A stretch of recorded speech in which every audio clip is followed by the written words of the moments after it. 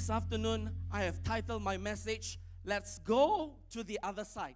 This afternoon, I've titled my message, Let's Go to the Other Side. It's an amazing time that we get to be here to celebrate. It's an amazing time to know that YM is 3 years old. We thank God for the last 3 years. And I want to take this opportunity to thank our elders and our leaders because they have been very, very supportive of all of us. Did you enjoy the refreshment down there? And we want to thank our leadership for sponsoring us refreshment. We want to thank our leadership. You know, every time you go for camp, we want to thank our leadership for being generous, for being very generous to subsidize all our fees so that we don't have to pay a lot. We want to thank our leadership for making that decision to believe and to stand with us. And so let's give a clap offering to the leadership of our church. And so very quickly, this afternoon, I want to look at the Word of God and encourage us. Together, now what? Together, what does it mean to us? And so I've titled this message, Let's Go to the Other Side. Could you turn with me to Mark chapter 4, verse 35 to 41? It's a very familiar story. However, I have a clear word that what God is speaking to us, that what we need to do and how we need to respond to Him. Mark chapter 4, verse 35 to 41. That day, when evening came, He said to His disciple, "Let us go over to the other side." Leaving the crowd behind, they took Him along, just as He was in the boat. There were also other boats with Him. A furious storm came up, and the waves broke over the boat, so that it was nearly swamped. Jesus was in the stern, sleeping on a cushion. The disciple woke Him and said to Him, "Teacher, don't you care if we drown?" He got up, rebuked the wind, and said to the wave, "Quiet, be still." Then the wind died down, and it was completely calm. He said to His disciple, "Why are you so afraid? Do you still have no faith?" They were terrified and asked each other, "Who is this? Even the wind and the waves obey Him." This is a very familiar story, and I want us to, just have a picture what this story, actually is all about. How many of you have seen the ocean? You've been to beach, you enjoy water, and you know what it's like if you look at the sea. And of course, there are some very calm sea, and there's sometimes the sea can, get very wavy. And so I just want you to look at the picture just to get an idea how the setup of this story is all about. First, it says that it was in the evening, and it was dark. And so if they were in the middle of the sea, then, I don't think that there's any street light on the sea. The only light that the sea would have would be a reflection from the moon. And so just to give us an idea, when we talk about waves, and here it talks about how the waves were breaking in the boat. When you look at the waves in the sea, and sometimes the wave can get very high, and it can get very strong. And this moving image to tell us that no matter how big the boat is, or how small the boat, I'm not sure how exactly the boat that Jesus took, but the wave has the power to really move the boat, It can move the boat left and right, and it can be very strong. And so can you imagine that if this were happen at night, and it was a storm, and it is dark, and there was lightning, probably this could be the situation, how strongly the boat was moving. And we need to get an idea of how this story looks like. And this is what it means that the water is coming to inside the boat. And so I want you to look at this picture and wonder if you were this morning sleeping on your bed. If you were sleeping on your bed, and if I were to come and move your bed up and down, up and down, up and down, do you think you can still have a peaceful nap? Probably some of you lah. Huh? If I were to come and rock your bed, that's number one. Because the boat was moving very strongly, left and right. So if I come to shake your bed, that's number one. Number two, if I were to pour water on you, will you still sleep? And so this is the most unusual thing. Jesus is having his beautiful nap. While the boat is moving left and right, left and right, left and right, while water is coming in, only God can take a beautiful nap. That, the disciples were shocked. How is it that you can still take a nap here while we are all dying? And that's how the story gives us the picture. And I want us to take a look at this to understand what it means. Let us go to the other side. A very short introduction to this story. That Mark chapter 35 and all the way to 6:52, it's about a bigger picture of who Jesus is all about. In following Mark's account, this is the first time that the disciples join him in a journey. So this is your first trip. Have you thought about your first camping trip? Have you thought about the first camp that you went? Have you thought about the first time your dad bring you out? And then you almost get into an accident. That's how the story goes here. Jesus calls his disciple, come, let's go. This is our first journey. This is our first exciting adventure. And so the whole passage here, Mark puts it in such a way that it is about who this Jesus is, because they just became his disciple. They just got to know him. And now it is only through the journey they find out, who then is this? And so the journey in the boat was the beginning of coming to know and understand who this Jesus is. And crossing of the Sea of Galilee. And I get this information from my dear friends who went to Israel. And Joanna and Sarah has told me about this, their story and their adventure. When they go to Israel, crossing the sea means it's crossing boundaries. It's crossing culture. It's crossing something else. That the sea is not that big, but it's still big enough that separates few places. And so when they were on this boat, in this journey, they're actually crossing boundaries. The Hebrew or the Jewish people going to the non-Jewish side. And I share this in our Bible class. I said it is like those halal people going to the haram place. And it's a big deal because that's what Jesus did. You remember the first place he get down? 2,000 pigs were there. So it is a story about how all these halal people, these Jewish people, so particular about cleanliness, crossing the sea to go to a haram place. But that was the journey that Jesus was bringing. Cross culture, cross boundaries, going to somewhere who do not know this God. And so my first point today to share with you, let's go to the other side, is a story of an invitation with Jesus. It is Jesus who invited them. Come, let's go. Let's go. Let's go. When our parents call us or our dad call us and tell us, let's go for picnic, we all get excited. I'm not sure whether you remember, but because I work with children, I see. Children get very easily excited when you say school trip, field trip. That was the excitement. When Jesus said, let's go to the other side, the disciple had no idea where they are going and what is about to happen. It was a personal invitation. Jesus took his disciple. Only Jesus knew where they are going. The disciple had no idea. For them, it was just a first journey. It's an unknown journey. They have no idea where they are going. But it was an invitation. It was an invitation. When we first had this word, YM towards 1,000, it was a word that came to us that it was an invitation. Looking back at this reflection, the Antioch church vision, 20 over years ago, the Antioch church vision was a prophetic word.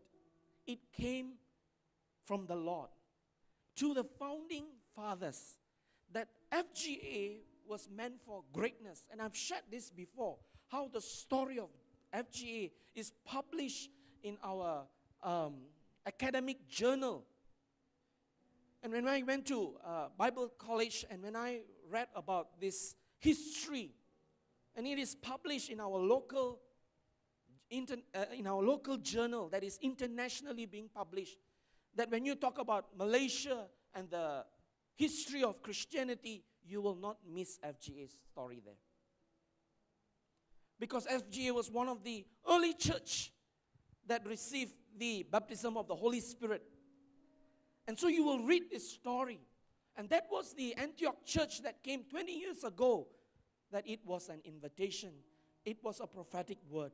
It was from God.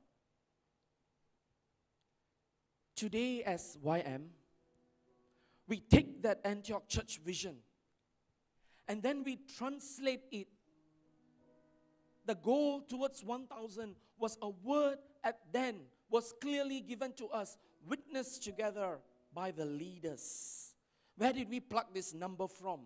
It was the first time we did the gospel camp, and we were shocked that how we attract and reach many people that we never even imagined.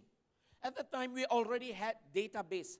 A simple logical calculation already showed that we had in our influence about 1,000 people. But at that time, they were not here at L5. And so when we prayed about it and when we talked about it, we already have this contact. We already have this influence.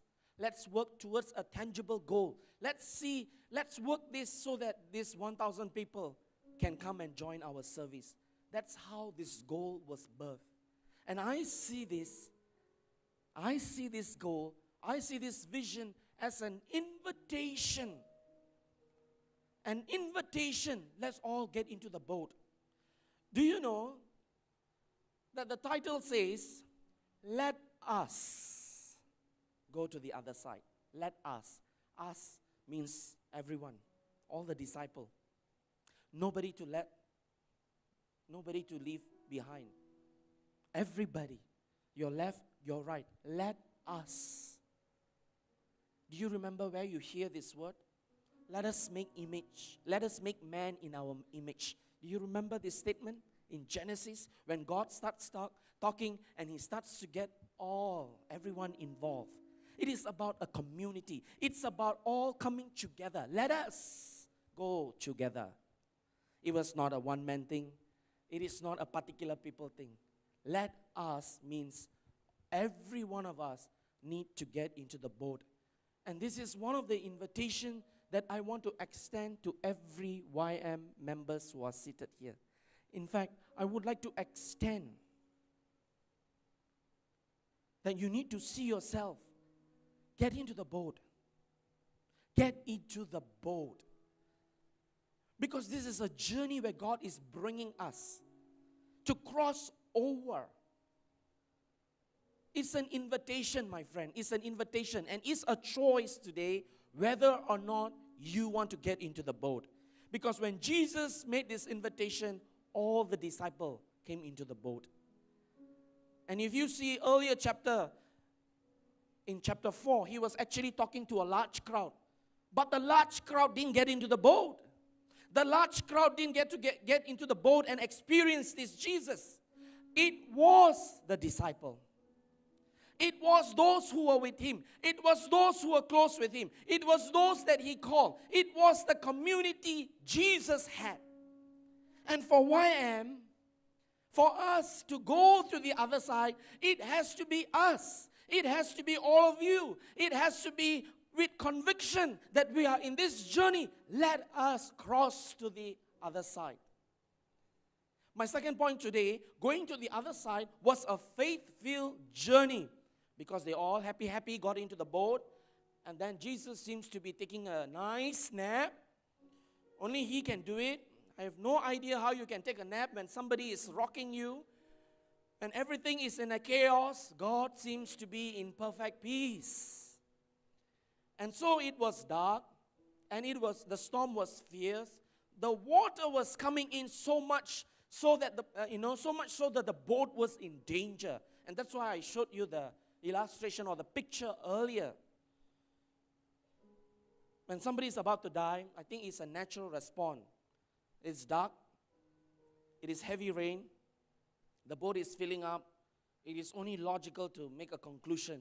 We are all going to die. It is a chaos. And so their response to Jesus is mind-blowing. How can you take a peaceful nap here? So peacefully taking a deep nap when everything else seems to be in chaos. The disciple thought, do you not care about our hardship? Do you not know that we are suffering here? Do you not know what is going on? But I think the disciple forgotten that it was Jesus who led them in the storm. I'm sure he knew that the storm is going to come. It was not so much that he didn't care. But the disciples were shocked because when he got up and starts to speak to the storm like as though the storm is a living thing. Only living thing listen, right? Sometimes living thing also don't listen. I know. We talk to people and they also don't listen, don't obey one. No matter how much I communicate, things don't get done. But here is Jesus talking to the storm as though the storm is going to listen. And that's why they were so shocked. At times, they were more shocked. Wow. Supernatural can take place. Is this even possible? But Jesus said, don't be afraid.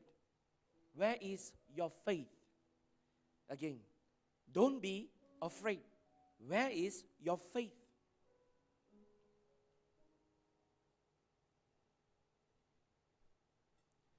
And this is what our YM journey is all about.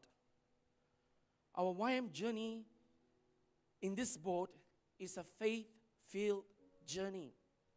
And I want to share with you, it's so difficult to do evangelism and discipleship. When we first wanted to do the gospel camp, it was our biggest challenge because the challenge was our mindset. The challenge was our heart. We had no idea how this is going to turn out. Everybody talks about evangelism, but evangelism is not easy. To share the gospel is not easy. It was a difficult thing to do.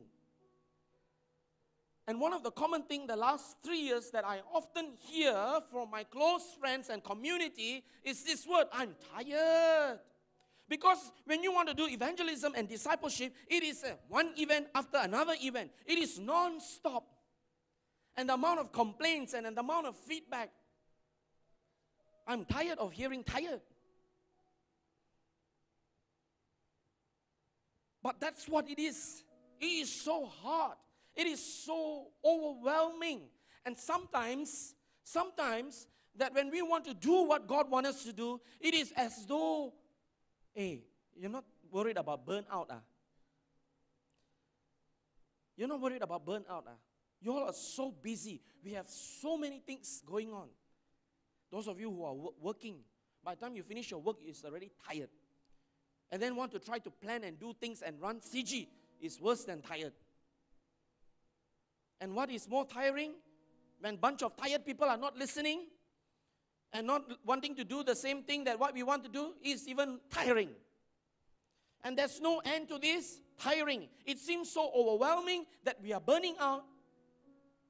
And I have heard this question many times. Do you not care that we all of us burn out? And it reminds me of this statement that the disciple told Jesus. How is it that you can have a peaceful nap here? Can you kindly explain to me? Do you not care that we are dying?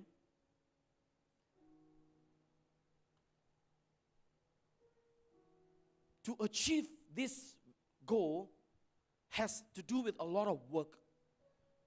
We have to change our structure. We make a lot of changes. And to do changes, it takes meeting after meeting after meeting after meeting. We have to meet regularly because we need to discuss. We need to meet regularly because it takes a lot of time. We need to make a lot of sacrifice. We have no personal time anymore. And some of us need to make sacrifice. I remember in 2015 when first YM was formed, there was a lot of things to sort out. It was a lot of things to sort out. We need to meet meeting after meeting after meeting to agree about what is our name. We need to meet to agree about how we want to run this. We need to meet to agree about a lot of things. because everything was in chaos. And it was the same time, at the year 2015, I had a very discouraging news that the doctor has diagnosed that I possibly would have a relapse with my cancer. And I was advised by my doctor that we are not sure, that you're probably having a relapse, and things were spiraling down for me. The very year that YM was formed was the very year I had to put a lot of energy, a lot of effort, a lot of meeting, a lot of brain juice. Because you got to think and think and think and think and think. But it was the first time that, it was also the time that I was diagnosed a possible relapse, and things were going very down. Because the worry and the concern that if I were to have another cancer, how would this be? And with my health going down, and I was put on medication, and things were going negatively, I came to a place, God, do you not care that I am going to die? My doctors put me on this medication, and it caused a lot of side effect on my body. And I had to see our leadership and take sabbatical because I was no longer fit to serve. And it was the most trying and difficult time in my life. It was overwhelming. And this is where community comes together. The community that I belonged to was a faith-filled community. Because when I came to terms that I'm not doing well, I'm no longer fit to serve, it was the community. Let's pray. Let's pray. Let's not give up. Week after week, day after day, my community, keep sharing and go to and see your doctor. Get your medication, get your rest. If you cannot serve, never mind. Do what you can and keep pressing and pressing and pressing and pressing. And the whole deal was, I was wrongly diagnosed. I never had any relapse. God actually kept me in good health.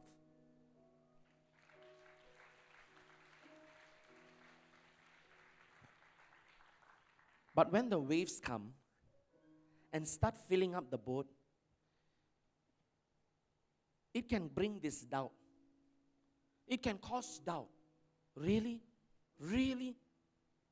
Really, God? And that's how the enemy works today. It brings doubt. You see, they were in the boat. They were in a turning point. They could have died. But what they didn't realize was that God was in the boat. My dear friends, what has it got to do with us today? Moving towards this direction, that where God is calling us, is not an easy job. It needs all of us come together. And when we don't see results, when we don't see things happening, when we still see empty chairs, this is where faith needs to come to play and cheer and lead us. 1 week ago, the most impossible and unbelievable thing took place, that there was a new Malaysia. Who would have thought? The most unbelievable thing. A new Malaysia. But the Christian had to make up their mind. It was never about the outcome of the election. It was about putting our faith in God and trusting Him. And so the Christians, as a church, I'm so glad to be part of FGA, because FGA made a decision. It's not about the outcome. We will pray for God's will. We will pray for God's will. And since 2012, the church made the decision. Prayer watch, I was part of it. Prayer meeting change, I was part of it. Keep praying, keep praying, keep praying. And we had no idea where this is going to go. All we know was keep our eyes in what we were doing. The most unbelievable thing happened. We are now in New Malaysia. If after 61 years, some of those people who fight for this country died, passed away. But I believe they believed that this is possible. And today, you are so blessed to see these fruits. A new Malaysia. Some of us never imagined. And so this is a faith journey. The harvest is certain. God knows where He's bringing us. Jesus knew that this storm will have to pass them by. Jesus knew that the destination will come because that is God's will. And let me share with you, God knows YM's destination. Whether or not you play your part, God will make it happen. So that we cannot boast and brag about it. It is about God. So when God is so sure and so certain that this is going to happen, what are we going to do about it? And I would encourage you, get into the boat. Get into the boat. Be faithful. Don't be afraid. Where is your faith? Faith is where we need to put into practice. My third point for today, let us go to the other side, is about experiencing and encountering the glory of God. There is a purpose of this going to the other side, and it was to experience and encounter God. You know, I want to share with you, when they took the boat and went to the other side, do you know what happened to the other side? The disciple had no idea, but God already made up His mind. The other side is where they saw, wow, there's a story of a man sitting in the grave, threatening everybody. He had legions of demons inside him. And then the disciple get to witness, wow, he just spoke and the man was delivered. And the man said, bring me with you, I want to go into the boat with you. And he told the man, no, you go back to your own home. Tell your own people. When they went to the other side, they saw a powerful deliverance. And then they took the boat again, crossed to the other side and met a leader whose daughter was dying. Jairus came, kneeling down, crying, my daughter is sick. And so he said, let's go, let's meet your daughter. While on his way, he had to stop because a woman with a blood issue touched him and was healed. And can you imagine? The disciples are watching all these things because they were following him.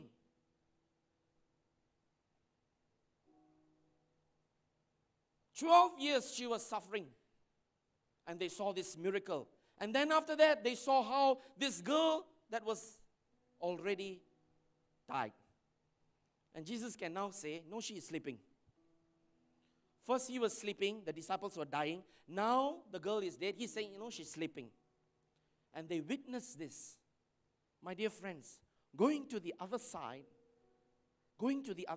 it's about us getting over our selfish thing.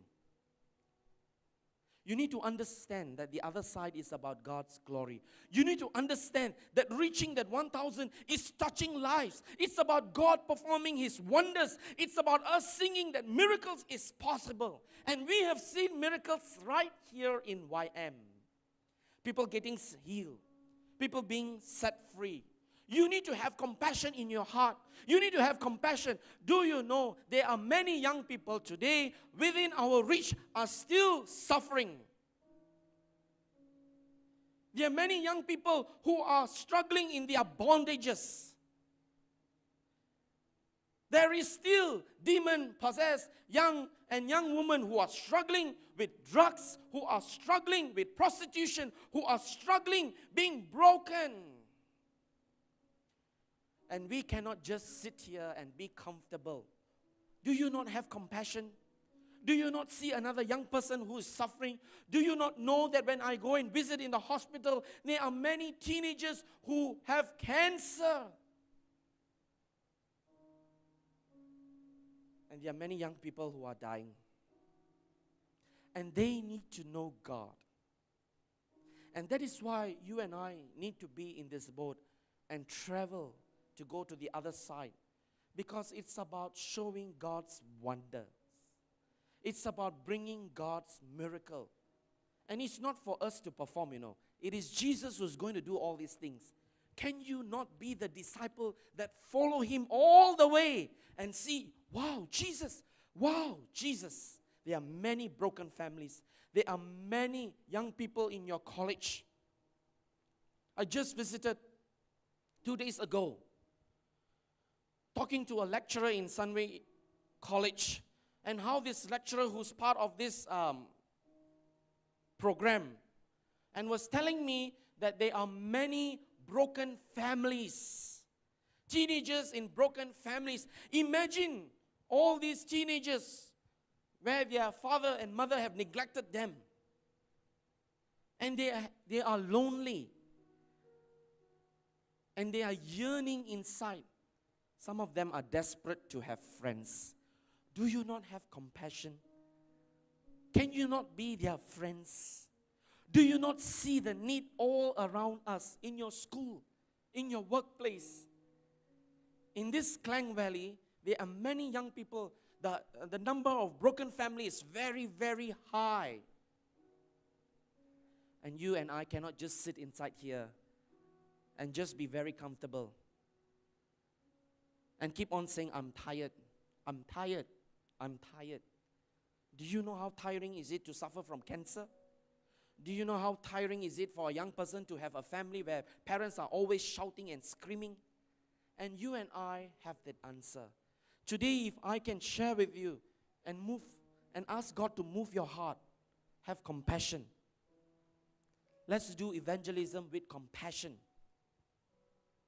Let's exercise our faith and speak hope to those who are in despair. The other side is filled with adventures with God. We need to trust Him and we need to move forward. And that's what God has called us to go to the other side. For us is to experience and encounter God's glory. When you begin to share the gospel, we get to see God's miracles in people's life. And over the last 3 years, we have seen those who accepted Jesus Christ. They have shared with us the miracles that has come behind this. It gives them hope. It gives them comfort. When you disciple people, we see a powerful transformation. Each and every one of you who are growing up here, you can testify the transformation. If somebody didn't sow the word of God to us, if somebody didn't come and disciple us, if somebody didn't come and bring us to church, if somebody didn't cheer us, we will not be where we are. It's now your turn to pass this on. Bring it forward. Sow in another person's life. Bring hope. And Klang Valley is filled with great harvests. It's filled with great harvests. And there are many, many young people all over the place waiting to experience and encounter God. Will you not be His mouthpiece? Will you not be His hand? And so I want to conclude and end here. As we move forward, let's do this together. The story about going to the other side is let's go together, God and God's people, all of us, united in the same boat, over the sea, over the divide, over into the unknown, overcoming fears, sailing with faith and hope to a common destination. That's what this is all about. Going to the other side, it is all about a journey that is filled with faith. And so YM is very blessed. We are very blessed to sit in L5. We are very blessed to have this comfortable chair. We are very blessed to see God moving in our church. We are very blessed to know that God is real. And so let's be a blessing. Let's be a blessing. Let's bring God's glory all over Klang Valley. Let's bring God's glory all over the place. Reaching to the 1,000, it's about seeing God doing miracles. It's about seeing God doing miracles. And so this afternoon, I would like to ask you to respond to God's word. If you have not gone to L4, please visit L4. I would like you to go and commit to a cell group. We need everybody to join in this boat. We want everyone to serve and be part of a community because it's so important. And only together we experience God. Together we encounter God. Together we love God, love His word, and love others.